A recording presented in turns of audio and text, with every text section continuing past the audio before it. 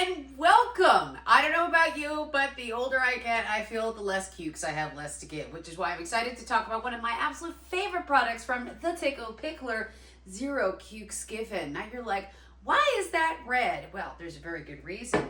Because zero cukes are given, you can pickle anything you want. And one of my favorite things to pickle is radishes. So underrated.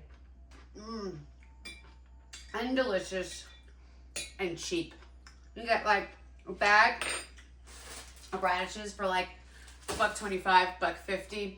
They're so easy. They're one of the best, most versatile, and underrated vegetables in my opinion. So, as you can see, I've actually already eaten a whole jar of these. But what's great about the Zero Cukes Given is that you can use it like around 2 times, and then after that it starts to kind of lose some effect and lose some of its effect, and you can use it as a marinade for chicken, which is like delicious as well.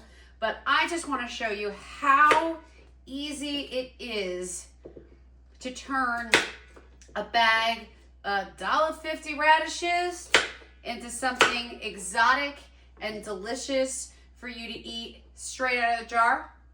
Yummy. Or to chop and impress all your friends by throwing it on top of your designer salad.